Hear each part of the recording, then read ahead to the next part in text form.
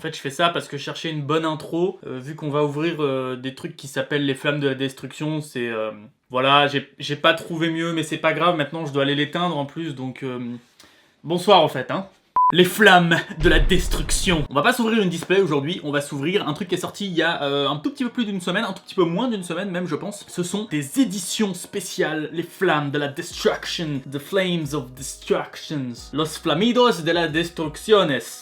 Ok c'est tout. Déjà attendez, je vous ai pas présenté le t-shirt du jour.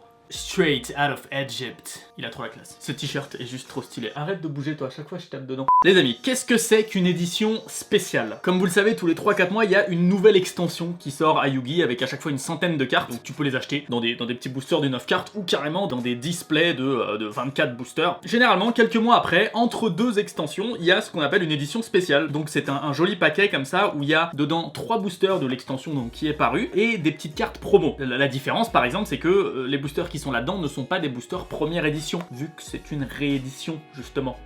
Tu comprends maintenant ce que c'est les premières éditions? Alors, dans cette édition spéciale, on a donc 4 cartes promo. Il y en a 2 qui sont des cartes rééditées, qui étaient des secrets rares qui sont sortis en 2012, je crois. Des seigneurs élémentaires. C'est absolument pas un archétype que je maîtrise ou que je connais, donc je vais pas m'attarder dessus. Les 2 autres cartes qu'on peut avoir, ce sont des cartes qui sont en fait des previews. C'est des cartes qui vont sortir dans la prochaine extension, qui s'appelle normalement Horizon Cybernétique. On n'a pas encore le nom officiel. Flamme de la destruction, je vous avais pas ouvert de display, parce que voilà, je vous avais pas ouvert de display, donc je vous ai jamais trop parlé de cette extension, et je vais pas trop en parler aujourd'hui. Nous, ce qui nous intéresse, c'est un peu de faire la chasse aux secrets rares. Là-dedans, donc, on a 12 boosters. Je ne sais pas si on aura des secrets rares. Quand tu achètes une display, tu as toujours 2 secrets rares. Là, pour le coup, il n'y a pas de ratio, hein. On sait pas quel genre de rareté on aura. Surtout que dans Flamme de la destruction, qu'on soit honnête, c'est surtout les secrets rares qui sont intéressantes. Les autres, je vais même pas m'attarder dessus. En fait, parmi les secrets rares, il y a beaucoup de monstres liens qui n'existaient pas avant cette extension, qui sont des monstres liens chevaliers du cauchemar. Et c'est vraiment un archétype trop stylé. Ce sont des monstres liens que tu peux déjà jouer dans n'importe quel deck, vu que ça demande pas des monstres précis. Et ils ont tous des effets de bâtard. C'est-à-dire que, par exemple, la licorne, je crois que c'est celle qui est la plus recherchée. Quand elle est invoquée Link, quand elle arrive en Link Summon, tu peux défausser une carte pour renvoyer une autre carte du terrain dans le deck du propriétaire. Bon, ok, ça target, hein, c'est pas grave, c'est déjà bien, c'est pas mal comme effet. Mais en tout cas, ça c'est la première partie de son effet. Et la deuxième partie de son effet, là c'est un effet un peu permanent quoi, si elle est co-lien, en fait à chacune de tes draw phases, tu vas piocher une carte supplémentaire pour chaque monstre chevalier du cauchemar co-lien sur le terrain. Je te laisse analyser cette phrase. Imagine ce que ça peut faire quand tu joues un match miroir avec un mec qui a aussi des monstres chevaliers du cauchemar qui sont co-liens entre eux. C'est un moteur de pioche de malade. C'est un peu ça le principe des liens chevaliers du cauchemar, c'est que à chaque fois ils ont un effet à l'invocation quand ils sont Link Summon. Généralement tu pioches une carte en plus et en plus ils ont un effet continu qui est à chaque fois trop pété. Donc ça, si on veut une secret rare, on veut des chevaliers du cauchemar, mais il y a 2 secrets rares qu'on veut encore plus que ça, c'est le Inifini, hein, forcément, c'est la carte piège de l'extension, que d'ailleurs j'ai chaté quand j'ai participé au championnat de France. Quand tu t'inscris, tu avais 5 boosters Flamme de la destruction, et dans les 5, j'ai chaté la secrète rare que tout le monde veut, c'est une carte piège trop pétée, et l'autre secrète rare qui est très recherchée, c'est la nouvelle N-Trap en fait, je sais plus trop comment elle s'appelle, tout ce que je sais c'est que en fait elle joue elle avec le cimetière. Nous notre but c'est d'avoir au moins une secrète rare là-dedans, et une bonne, ce serait bien. Je vais comme d'habitude tout vous ouvrir avant, comme ça on ne perd pas de temps. On va découvrir ensemble les cartes promo que je ne connais pas, donc voilà, on a bien les 4 paquets et on a donc 2 cartes. À chaque fois on a 2 cartes sur les 4, je ne les connais absolument pas. Voilà, donc ça c'est un des 2 seigneurs élémentaires. En fait c'est une carte que tu peux invoquer spécialement que si tu as exactement 5 monstres terre dans ton cimetière, donc c'est des conditions un petit peu compliquées à réunir quand même. Mais lorsqu'elle est invoquée spécialement, tu peux cibler un monstre dans l'un des cimetières, l'invoquer spécialement. Mais voilà, si tu arrives à l'invoquer, tu peux cibler un monstre dans un des 2 cimetières, enfin c'est un espèce de monster reborn quoi, et tu l'invoques spécialement avec. Alors ça c'est donc une des 2 cartes qu'on aura dans la prochaine extension, elle est très jolie, adaptateur universel avec tous les petits hommes batterie. Cibler un monstre face recto contrôlé par votre adversaire, jusqu'à la fin de ce tour, l'attaque de tous les autres monstres actuellement sur le terrain devient égale à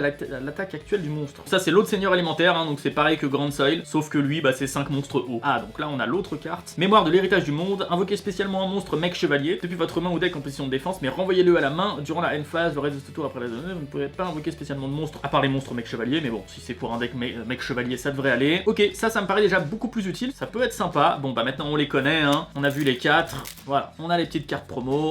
on a eu donc ce qu'on voulait savoir. On va passer maintenant au booster, et donc là, on va aller très vite. Nous, ce qui nous intéresse, c'est que ça brille, surtout, et que ça brille en petits liserés argentés, ce serait bien, ça veut dire que c'est une secrète rare. Donc tout ça, on s'en fiche, on parlera de cette extension peut-être plus tard. Oh, bah voilà!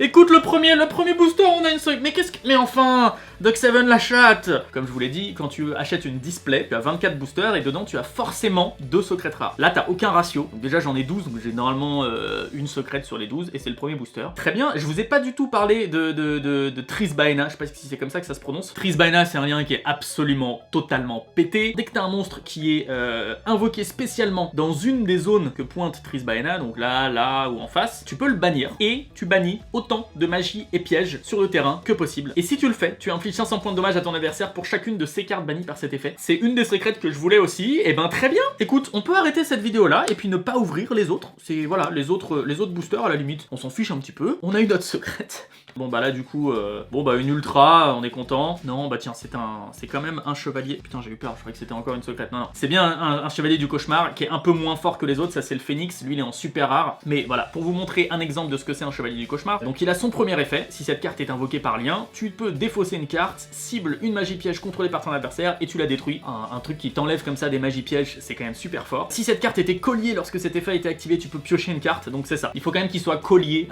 donc à un autre lien, forcément, sinon t'es pas collier. Collier et non pas bracelet, hein. Fallait bien un petit peu de malaise dans cette vidéo quand même. Et en plus, donc son deuxième effet, c'est les monstres colliers que vous contrôlez ne peuvent pas être détruits au combat. C'est cool, c'est très fort ça aussi. Ok, qu'est-ce qu'on a d'autre? Attention, hop! Je crois que c'était ça. Ah oui, c'est des éléments de sabre. C'est vrai qu'il y a l'archétype élément de sabre aussi dans cette extension. Je veux pas m'attarder dessus, c'est pas un archétype très fort pour l'instant. Peut-être que ça va être renforcé. En fait, le problème des éléments de sabre, c'est que pour l'instant, ça dépend beaucoup trop de leur terrain. Dès que leur terrain est pété, bah, le deck il tourne quand même plus très bien. Encore une fois, n'hésitez pas à me dire si je dis des bêtises, hein. C'est important que j'apprenne. La petite rare est derrière. Tristesse de l'héritage du monde. Une simple super rare, ça ne nous intéresse pas. On continue. Putain, j'aimerais bien choper une deuxième secrète maintenant. Oh, la hype qui est passée direct, quoi. D'habitude, tu sais, tu montes un peu la hype le temps d'une vidéo pour avoir la carte à la fin, et là, pof, dès le début. Encore un élément de sabre, une super cette fois-ci, très bien, on s'en fout. Enfin, on s'en fout, non, on s'en fout pas, les gars. C'est bien sûr, toute carte est cool, mais là, les secrètes rares, elles sont quand même, c'est quand même un peu plus cool. Alors, 3 trolls trop lents, j'aime beaucoup le nom de cette carte. 3 trolls trop lents.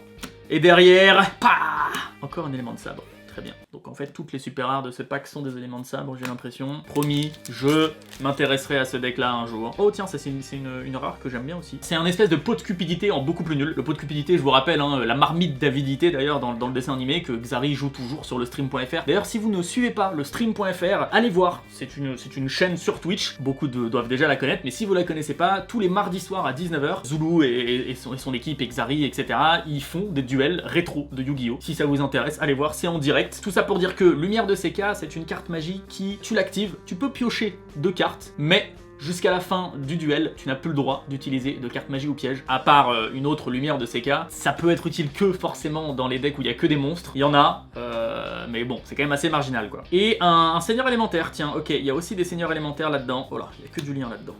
Paf! Paf! Zane Maintenance Automate. Je ne connais pas du tout. C'est une belle petite super rare. Très bien. Bon, du coup, on a eu une secrète et plus rien. Genre, même pas une ultra, quoi. C'est quand même... Là, il nous reste que 4 paquets. C'est pas bien. Attention! Pas! Et non, c'est encore une vieille élément de sabre. Bon, on aurait dû peut-être inverser les boosters pour avoir la secrète en dernier, mais bien sûr, on ne peut pas deviner. Allez, on continue. Lutte de l'héritage du monde, c'est une lien derrière. Est-ce que c'est une lien ultra rare ou secrète rare? Attention! Pas du tout, c'est juste une petite super rare de Gookie. Bon les gars, ah oui c'est vrai qu'il y a le Monster Reborn, très drôle. C'est le Monster Reborn du pauvre. On continue, attention, une ultra, une secrète. Allez, une petite ultra que je ne connais pas du tout, le palais. Ah mais si, mais je suis con, palais du seigneur élémentaire, mais si, c'est le terrain des éléments de sabre en fait. Et je vous dis, les éléments de sabre, ils dépendent que de leur terrain, bah le voilà. Celui-là en ultra rare, alors il est très beau, mais bon bah dès que lui il est pété, le deck n'a plus aucun sens. Bah écoute, on aura eu une ultra au moins, et puis une secrète. Franchement... C'est beau, surtout cette secrète là, hein, on n'a pas eu la secrète la plus pourrie du pack, on peut se le dire. Petit dernier booster, qu'est-ce qu'on va bien avoir? Attention, derrière le bouquet Farstar.